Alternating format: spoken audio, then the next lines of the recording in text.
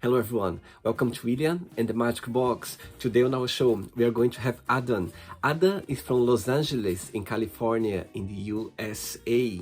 So let's see what Adam has to say. Enjoy the interview. Hello. Good morning. Good morning, Adam. How are you? I'm doing well. How are you today? I'm very well, thanks so much. How is your morning going so far? It's going great, man. I got up and, well, the weather isn't as nice as I had hoped because I wanted to get outside today. It's Southern California, so I'm used to it being gorgeous all the time, but it's raining today, so probably work on some artwork and stay inside. Amazing. Right, Adam, before we start the game, tell me a little bit about yourself. What do you do for a living?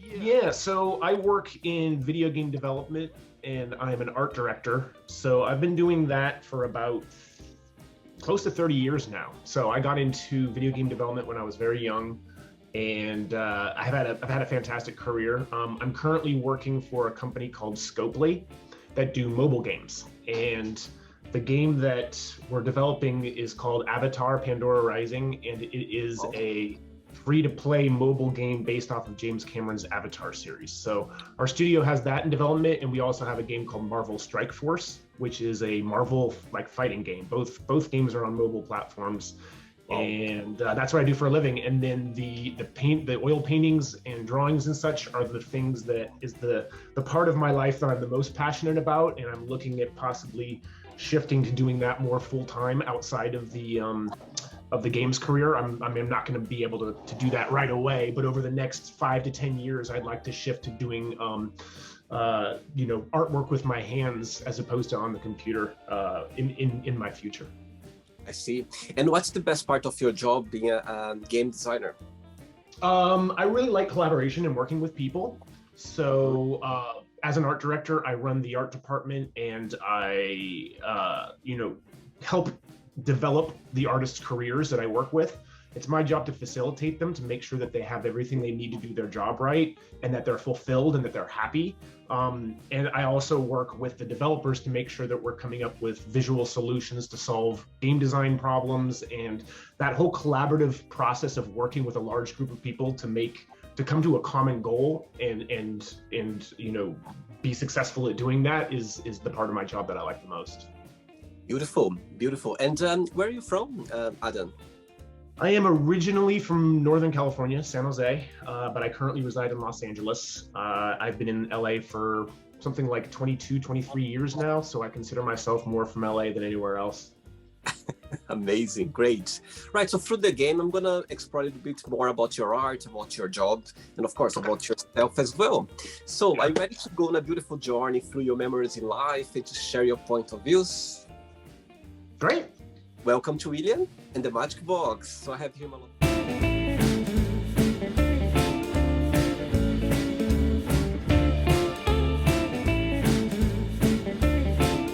box full of random fun questions, okay? I'm just gonna play a song now just for us to move a little bit before the first question. Let's do it. All right. Okay, so just before we start the game, so through the journey, if there is a question that you don't have an answer for, you don't want to talk about for some reason, I always can change, okay? It's all very free. First question for you is, what does money mean to you? Money to me means freedom. I'm not particularly obsessed with material items, with material things. I like to live a comfortable life. I like to travel. And the older I get, the more I want to spend time not in front of a computer, but out exploring the world. So for me, money is about being able to have the freedom to do what I want, go where I want, and also just like to invest in my own projects, because like creating artwork and painting supplies are costly. So in order to keep doing that, it's good to have a little bit of money coming in. Do you believe that money can bring happiness? Not necessarily directly. I believe that money can help clear the way to happiness. I don't think that money solves unhappiness, but it certainly can make life easier and remove roadblocks. I see. Well, I was watching an interview like in the past. There was a gentleman in the 90s, a Brazilian entertainer. They were talking about money, and he said, "I prefer to go back home crying in a limousine than go back home crying on the bus." That's a good one. Another one is money can't buy you happiness, but it can buy you a yacht big enough to pull up alongside it. A little anecdote for you too. My wife is from Brazil, so I like to hear.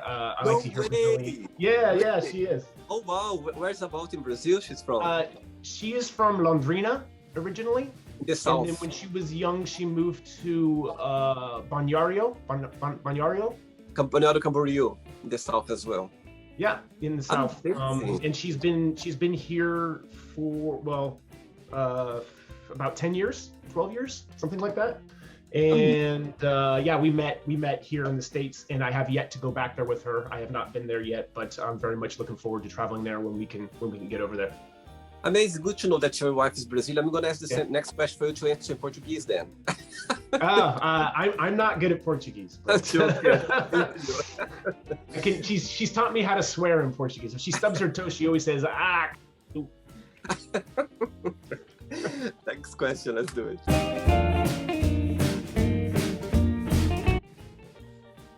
Next question for you is, if you could do something illegal without getting caught, what would you do? Oh, wow. If I could do something illegal without getting caught, what would I do? I would rob the billionaires and get the money to people who need it. And the whole world. I don't think I can expand on that because I don't know how I would embezzle money from a billionaire. But if I could do it and get away with it and get the money to hungry and homeless people, I think that's what I would try to do. Right. If you plan to do that, just give me a shout. I can help you out somehow. Yeah. Next one. Let's do it.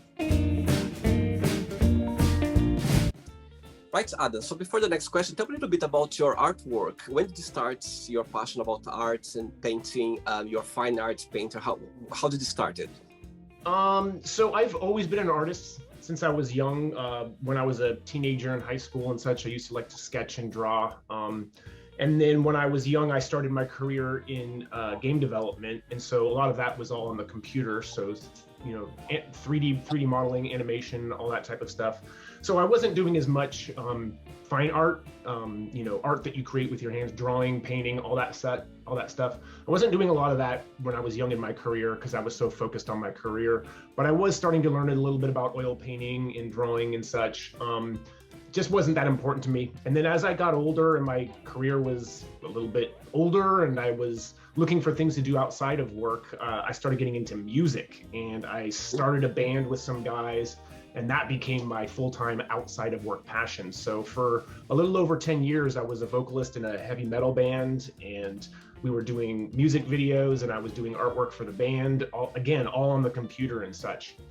And then around 2012 or so, my band broke up, and I all of a sudden had all this free time on my hands, and I sort of rekindled that love for creating artwork. So I had started, I have two daughters, and at that time they were pretty young, and we were looking for some stuff to do together, and I just started pulling out art supplies, and the three of us just started painting together, and it just like rekindled this love of creating with me. And so I started painting, and around maybe a year or two later, I started realizing like, hey, I really enjoy this, and I think that I'm fairly good at it. So that's when I started talking to galleries and building relationships with other artists in Southern California.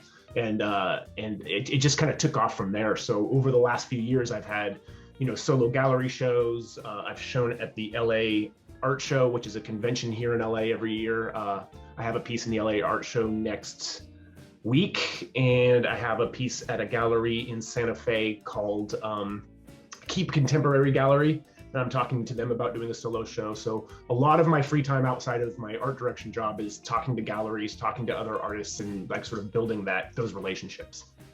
And your art is most involved the nudes or not? I would say that a majority, yes, are nudes. It's not a rule. I get creative ideas, and sometimes it requires people to be nude. Sometimes it doesn't. But I like painting people. I prefer, the human form as a subject. I tend to prefer women as well, but I do paint men as well. So it's not a rule, but it's just like sort of what I'm usually mostly thinking about when I'm coming up with a new idea for a painting. It usually involves, the human form. Good. Next question for you is, if you could live anywhere in the world, where that would be and why? For right now, it would be Los Angeles. If I wanted to live somewhere else, I think I would. I do want to travel and maybe find my next home. And I would love for it to be a foreign country, just because I feel like immersing yourself into a completely different culture would be a great facilitator for growth, for understanding the world as a more global community, as opposed to staying in your comfort zone. I have a ton of admiration for my wife, who moved here as a very young girl. She spoke the language, but she didn't know the culture. She came over by herself to go to school, and seeing her appreciation for our culture, and seeing how much she responds to being in Southern California and going to Hollywood, and seeing all those places that like a young girl in Brazil saw growing up on TV, and like actually getting to live that lifestyle, and seeing that wonder in her eyes is very inspiring. And it's made me appreciate where I'm from even more, because I do love Southern California and Los Angeles. But I do want to do a lot more traveling in Europe, and possibly work and live over in Europe at some point. I also want to travel to Brazil and South America and see what it's like down there. So for now, the answer is Southern California, for where I would want to live in the world. But now that my kids are grown and they're going to college and they're young women now, I kind of have more freedom to go wherever I want. So I think in the next 10 years or so, I might be finding my next place to live. In saying that, what's the best part of living in LA, and what's the most challenging part? What is the best part of leaving LA? Yeah, I think it would be having a new adventure. Like I said, learning a new culture, learning a new environment, and just getting out of your comfort zone. I think that's the best way to facilitate growth. And what's the biggest challenge? Yeah, It's expensive and it's crowded. Those are the big negatives of living in Los Angeles. It's very expensive if you want to buy property, if you want to invest in property. It's very expensive. People live in very, very, very small houses that would buy them mansions in other states and other countries and such. So it's like if you're okay with living with millions and millions of people, and which can also be a challenge during a pandemic, but if you can afford it, it's one of the greatest places on earth to live, and I love Los Angeles. very good. Next question. Next question for you, Adam. What is the best compliment have you ever received? Best I can think of a few. I've had on occasion people that I've managed in my job that have since moved on and worked other places. I've had them come back to me and tell me that I was the best boss they'd ever had, or the best manager they'd ever had. To me, that was a huge compliment. And the other thing is when I hear from artists that I inspire them, that seeing my work makes them want to create, that's huge for me, because I have so many artists that touch me that way, that inspire me, that when I see their work, it's both, I don't know if frustrating is the right word, but like when you see somebody create something that's so amazing, you're like, oh, I wish I was that good. So you can feel that way, and you can also feel, that I want to work harder and learn new things and continue to grow as an artist. So when people tell me that I do that for them, it's a huge compliment. Good, very good. Next question, let's do it. Before the next question, tell me a little bit about your tattoos. How old were you when you had one? Yes, I've been collecting tattoos since I was 18 years old, and I'm 49 now, so it's been a while. I don't have any particular theme other than the right side of my body tends to be all black and gray work, while the left side of my body is more color. On my chest, I have a color piece here, black and white, and then I have a full back piece. I don't have much below my waist, my lower body. But yeah, I feel for me, it's like a self-expression thing. You know, I don't have super deep meanings into tattoos. I see a lot of people like to get quotes or something like as a tribute to somebody they've lost or something like that. I don't really have anything like that. I've always looked at artwork to be an aesthetic thing for my body. So I like to get artwork that, you know, flows with the form and, you know, sort of for me is like, it's like an aesthetic that makes me feel like I'm presenting myself as like a creative being. I see.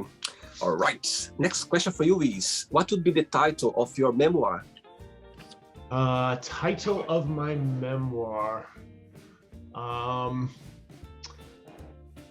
guess it would be the life of an artist or the life of a creator. I feel like the thing that I feel like defines me the most is somebody who's always striving to create. I'm not happy or comfortable if I'm not creating regularly.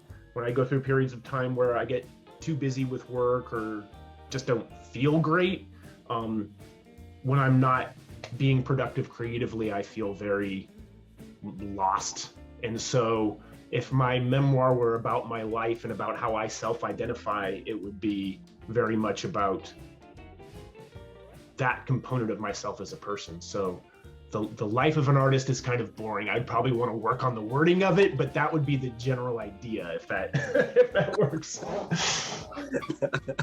Next one, let's do it.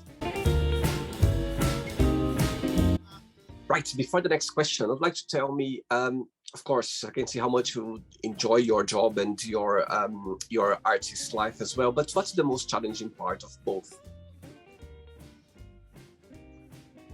Oh, most challenging part about my job right now is it can be difficult. Well, I mentioned earlier about how one of the things I like about my job is collaborating with a large group of people. That the other side of that coin can be the same thing. Collaborating with a large group of people means having to make a lot of people happy. So my job very much relies, or I very much have to always deliver a solution to a problem. And when you're working with large groups of people, different people have different ideas about what problem you're trying to solve. So, for example, I mentioned before I'm making a game with a company or with Avatar, the Avatar license, which is James Cameron's films. So I work not only with the people at my studio to solve the problem of what is the artwork solution to this gameplay feature. I have to make the stakeholders and the designers of the game internally happy. And then there's another layer where the Lightstorm is the name of the company, of James Cameron's production company, and they make Avatar, and then Disney owns the name of Avatar. So I have to make people at Disney happy once I've made my internal people happy, and then I have to make Lightstorm happy. And so there's a lot of layers of approvals and, you know, trying to make everybody feel like you're going in the right direction, and doing that creatively can be difficult. So that's one of the more challenging parts of my job. I don't dislike it. It can be frustrating, but it's also incredibly rewarding when you take a brand that is familiar to the public as Avatar and bring a new art style into that world, and then make the original creators of that happy and get to a place where everybody is aligned on the look and the vision of that you know, product, or, you know, piece of entertainment, what do you want to call it, of that game. The visual solutions, once everybody's happy with all that, it's very rewarding when you've made the people who own it happy, so to speak. But it can be very challenging, it can be very frustrating, because you do a lot of redo and reworking and trying to interpret other people's creative vision. But that's part of the job. It can take a long period of time, Adam, to get the final cut, or it depends. Yeah, very long time. Like, very long time is what, a year, 1 year, 2 months? Well, I mean, in game development, it can take a few years to get the entire product done. But, you know, what I'm talking about is approvals on pieces of artwork. So every character you create, every, sort of piece of artwork that goes into the game has to be approved by a certain panel of people, and just getting each one of those things approved is a process in and of itself. So as an entire product, it's a very long process. It's a little bit shorter for each piece, but it's a lot of back and forth. All right. This question for you is, what 3 things do you want to be remembered for? My artwork, my kindness, and my relationships. Very interesting. Next question. All right, next question for you is, what have you learned during this COVID crisis since it started 2020? What have I learned? I've learned some pretty negative things, unfortunately. Hopefully some positive things as well. But when I hear that question, the first thing I relate to is how divided the whole issue of vaccines and science has it's created so much division between people. There's so many families that are being torn apart by it, friendships that are being torn apart by it. Some people believe in vaccines, some people don't, and those opinions are very, very strong, and it has to do with life and death. So I'm learning a lot about human nature that I don't love. And by the same token, I've seen a lot of people come together and try to come up with solutions and try to solve problems. I've been really proud of the people I work with and our teams, and how we've managed to completely remove from a culture that we're used to, which is us all going to an office and sitting down at a desk and talking to each other and coming up with solutions and finding a way to do that completely separated physically, working remotely.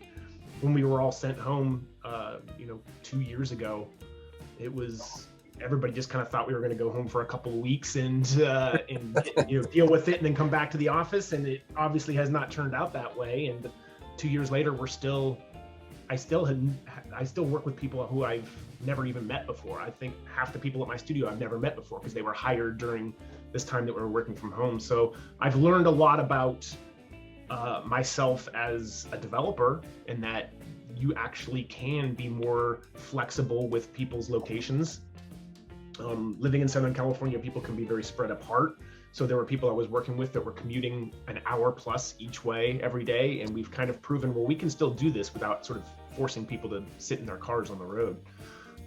So yeah, I've learned a lot from that experience. And I feel bad even starting with the negative stuff, but it's kind of been heavy on my mind. Even just last night, I was talking to a friend who can't see his mom because they disagree on the vaccine issue, and it's just really sad, and it's tough. But I try to look at the positive side of things. I hope that COVID and the challenge of going through a pandemic as globally has taught people compassion, I hope, and has taught people strength and resilience. And one other thing I'll say about it, the good thing about COVID is that I met my wife right before the pandemic, and that experience of us starting to date right at a time where people were not supposed to be going out and seeing each other. Wow. She and I just spent all of our time together, and so we didn't want to see other people, and so we didn't want to, expose ourselves to other people. So that helped us bond a lot faster, and also the stress from that can be very difficult. And when you can find a partner that you can deal with stressful situations with very well, it kind of proves that you're right for each other. So on the other end of that, we got married, and we're now bonded for life, and it's been a extremely positive thing for me in my life. And it's funny because we talk about the year 2020 and how difficult that was. 2020 was one of the best years of my life because of meeting my partner and some other things that were happening with my job and my art career as well. All went really well that year, so it's been interesting.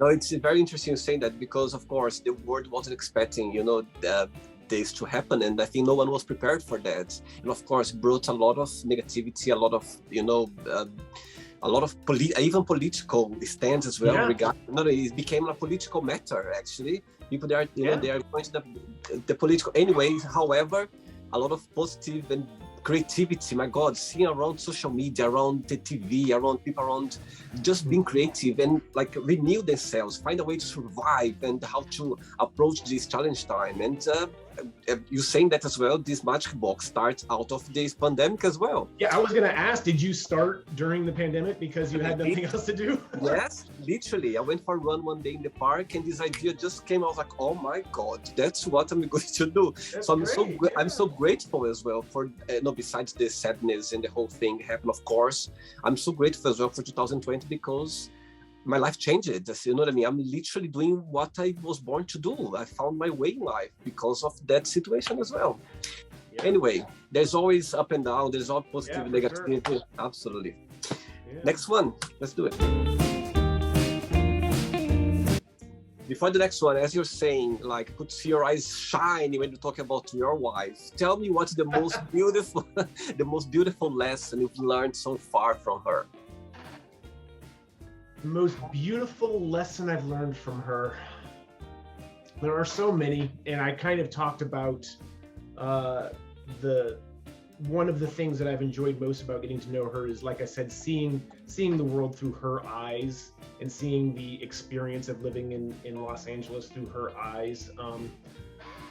I've also learned patience from her. I think she's one of the most patient people I've met, and she has a way of looking at things with like a very analytical mindset. So looking at problem solving from an analytical mindset, I tend to get a little bit overly emotional when looking at problem solving. And so she's an engineer and a very, logical type problem solver, and seeing her calmly look at problem solving from like, hey, let's not get emotional. Let's look at let's look at the pros and the cons of whatever solution we may want to come up with and come up with an answer. I have a lot of admiration for her in that aspect. But she also has like the biggest heart of anyone I've ever met. She's, extremely caring and loving, and just sort of learning more about her I think made me a better person. And she's going to be very happy to watch this interview, for sure. I think so, yeah. Next one is, what's your favorite holiday season of the year and why? Let's see. Holiday season of the year.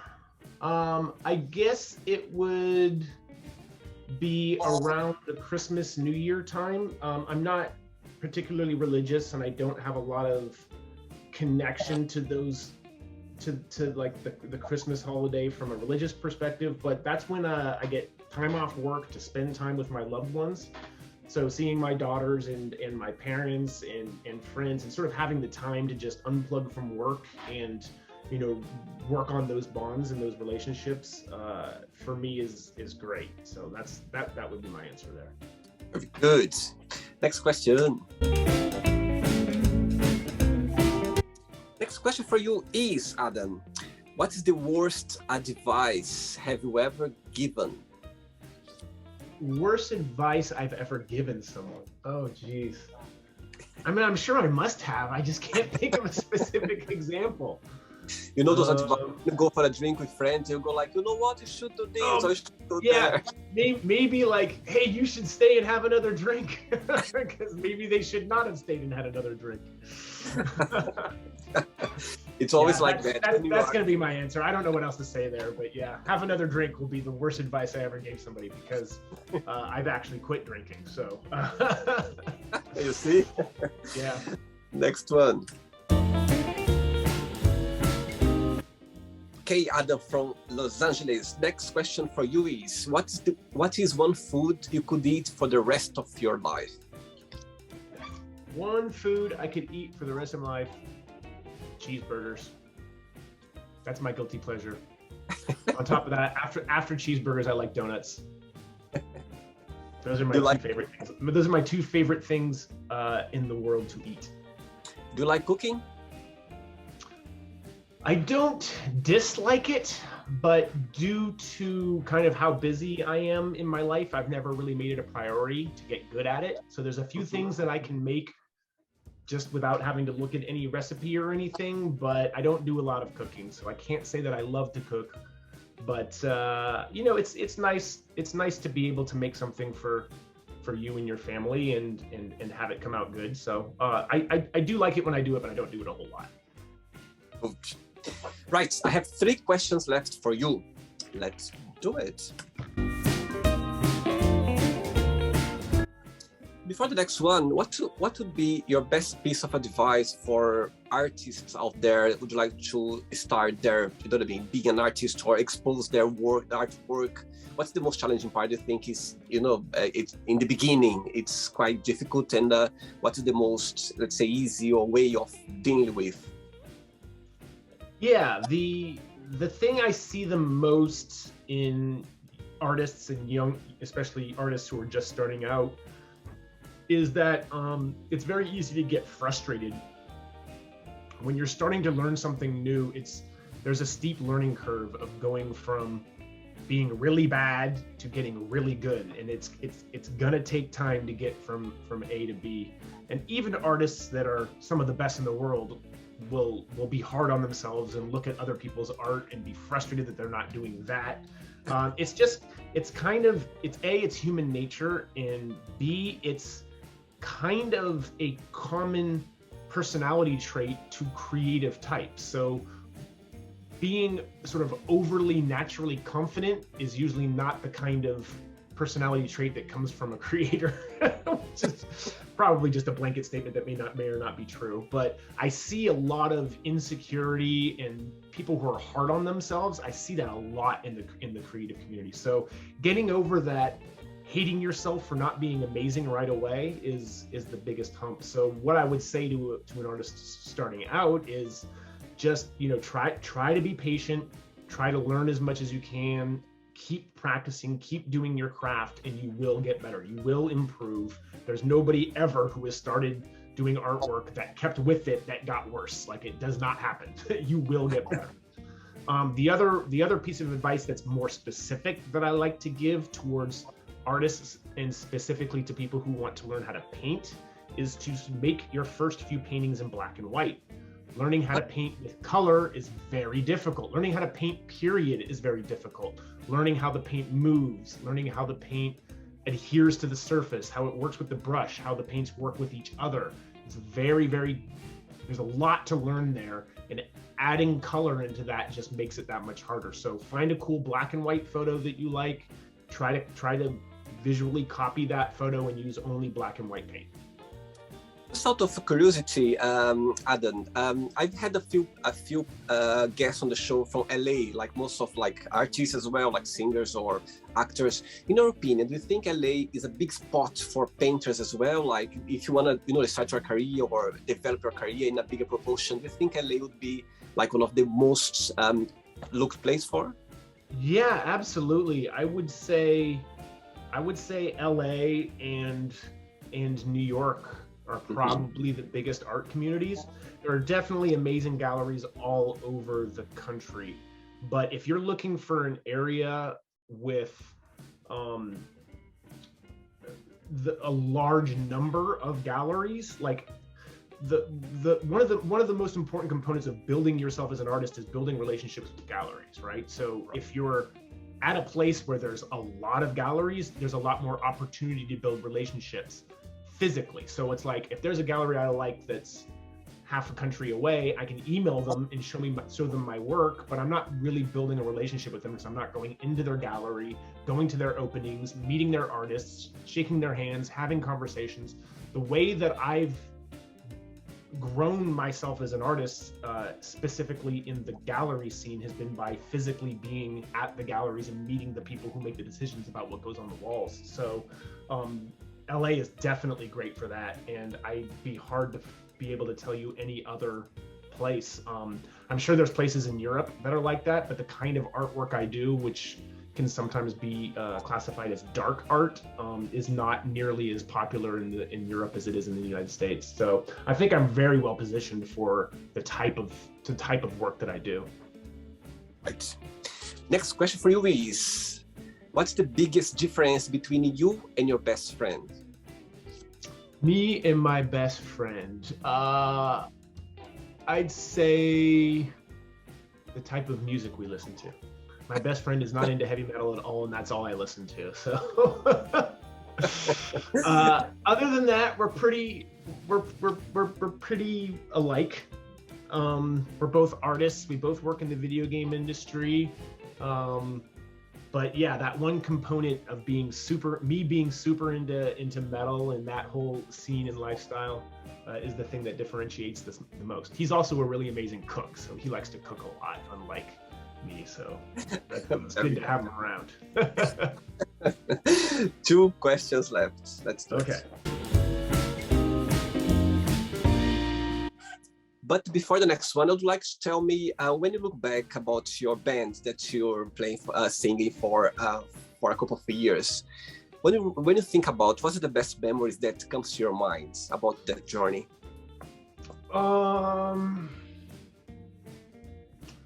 Kind of similar to what I said about my career. It was my partners, the bandmates, the relationship we built with each other, and the bonds we created by not only creating music together but traveling across the country and performing was really important to me.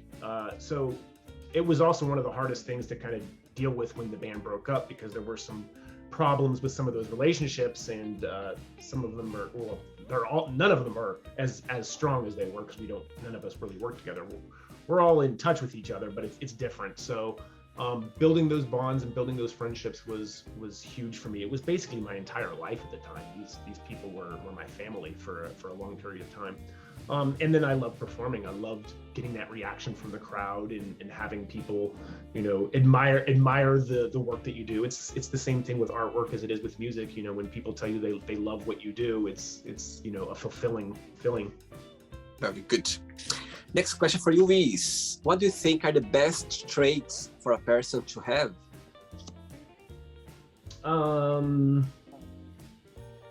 Kindness, compassion, strength,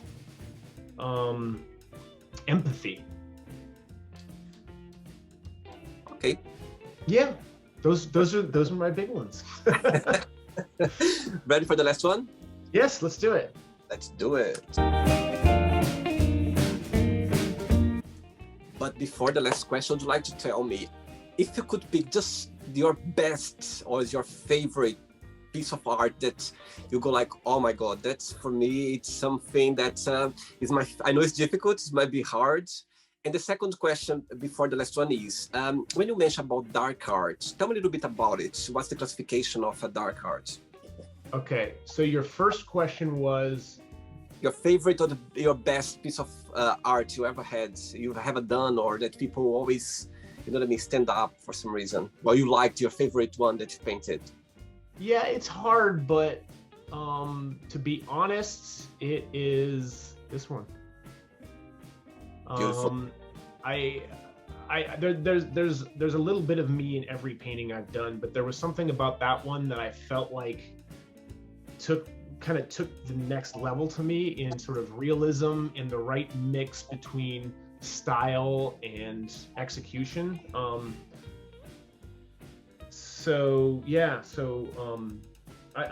love a little something about all my paintings, but I'd say that's the one I kind of feel like is one of my strongest pieces.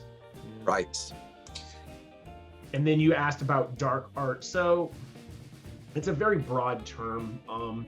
I'm part of an online community of artists called the Dark Art Society that is no more than just a group of artists that talk online and communicate about being artists and techniques. And during the pandemic, we were doing a lot of Zoom meetings and such, where everybody would sign on, and then we would all be working on our artwork, and we would just chat while we were working. And when I first started talking to a lot of people in that group, I didn't feel like I quite fit, because a lot of these guys would be painting monsters or like horror stuff. And to me, that was like really dark. And then I felt like, well, I'm painting people. Yeah, sometimes there's skulls in it, and sometimes there's, you know, there are sort of dark, creepy elements to them, but I didn't feel like, well, I don't paint monsters, so I don't belong in this group. But it's not about that. It's sort of like, you can look at something and feel like it's not depressing or bad, but there's just a bit of a dark vibe to it, and a lot of my work does have that. So like the painting back here, the girl's heavily tattooed and she's got skulls tattooed on her. So, well, skulls are death and it's dark, right? You don't necessarily look at this and think, well, that's a dark image, but there's just that little bit of a dark narrative to a lot of the stuff that I do. So I think that's what it means to me. For me, being a part of that group is huge, because it's sort of having a community that sort of gets you and understands you, because a lot of people, and when I say a lot, I mean a lot of people, look at darkness and dark imagery as negative and sick and off-putting. And I got this a lot being in a heavy metal band, because a lot of the stuff that we did was very aggressive and dark, and people who aren't into that kind of thing think that it's connected to violence and negative things, when artists and musicians that are into that dark imagery, for us, it's more of a cathartic release. It's more of a connecting and understanding and not ignoring the existence of a dark presence in our world. And it's not about fostering that or perpetuating that. It's about sort of like dragging your monsters into the light, right? Like, let's get a look at them. Everybody has dark thoughts. There's depression, there's anger, there's aggression, and you can ignore it and stuff it way down, or you can scream about it at the top of your lungs and get that cathartic release. So like when artists that create horrifying images, or when I was in the band, I would scream at the top of my lungs about dark things. It wasn't because, oh, I want to be in this dark world. It was like, I want to express myself, get that out, and now I can be a positive and light person. So that's what that means to me. Very good. Last question for you is, what did you think was the most challenging part of being a kid? Most challenging part about being a kid? Yeah, in your opinion. Yeah, I didn't love being a kid. I think it was the lack of control of my own life that I didn't like. Especially when I was a teenager. I wanted to grow up too fast. And I see my kids, and I see a lot of young people today who often say they don't want to grow up, or they look back at their time as a kid as like, oh, I wish things were easier like they were when I was a kid, but I've never been like that at all. I like being an adult and having control of my life and making my own decisions and doing everything on my own and being independent. So the hardest thing about being a kid was kind of like not really having confidence and not being independent. And when was the moment, looking back, when was the moment that if you remember, like, okay, I'm an adult now? There was a moment, a situation, something that happened? Yeah, probably moving out of my parents' house. How old were you? I was 19. Yeah, I got an apartment with who eventually became my wife, my ex-wife, and I moved out of our parents' house in with each other when I was 19. She's a couple years older than me. And then we eventually got married and had 2 kids. So like that started that journey of getting away from your parents and becoming more independent. Very good. Yeah. Adam, it's not that. Okay, let's play now the word association game. I'm going to give away some words, and you just tell me one word that comes to your mind. Quick thinking, okay? Okay. Let's start with life. Death. Love. Happiness. Money. Freedom. Family. Love. One word for sex. Fantastic. Politics. Hate. Religion. Dislike. Fear. Sadness. Friendship. Strength. Desire. Sex. Regret. Pain. Success. Happiness. One word for wish. For wish? Yeah, one word. Love. One word for happiness. Love. One word for Los Angeles. Love. Or traffic. One word for fine artist painter. Me. And the last one now, USA. One word. Overrated. Perfect.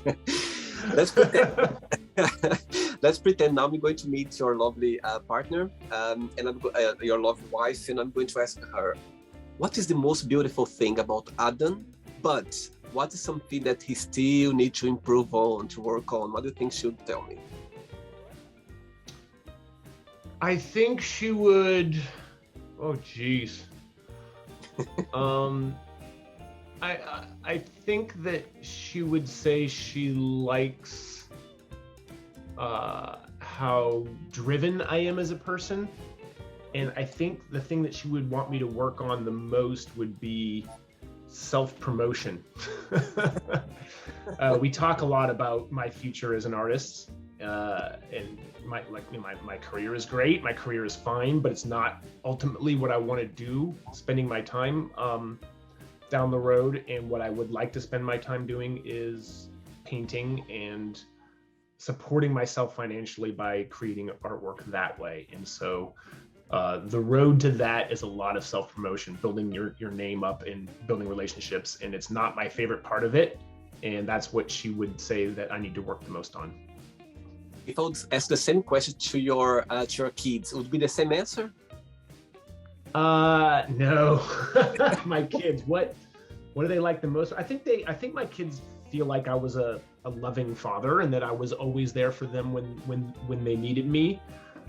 As far as what I could work on, what would my kids say? I don't know. That'd be good to find out, because I would love for our relationships to remain being strong. Yeah, I don't know. I think I'm gonna hit the pass button on that one. I'm not sure. Don't worry, they're gonna tell you when they watch the interview. They're gonna go like, Dad, actually, this is the answer. That'd be good. Adam, let's play now Adam and the Magic Box, and you can ask me a question. You can ask me a question now. Okay. Well, one of the things that I hear my wife talk about the most, about things she misses in Brazil, it's usually food related. So I wanted to ask you, I watched some of your interviews, and I believe you said you've been living in London for what, 10 plus years now? Yes, I've been in London for 18 years, and I lived in Portugal. So it's been 20 years since I've been away from 20 years since you've lived in Brazil. So then what is the food that you miss the most? You can get it in London, you can get it in Portugal, but they don't quite get it right because it's not made by a Brazilian. What do you miss the most? Right. It's a very easy answer. And actually, when I go to Brazil, I always ask my mom to prepare that for me, and she knows. When I go to Brazil holiday, she go like, okay, I've got ready for you oxtail. Oxtail. Yeah. Okay. I'll have to ask my wife about oxtail. You know what she makes a lot of is brigadeiro. Brigadeiro. Oh my God. Yes. She makes it at home and she just eats it. She done already the cheese breads, the pão de queijo. Yeah, she does that. She does that well. Yeah, she likes that as well. She's made that for me a few times.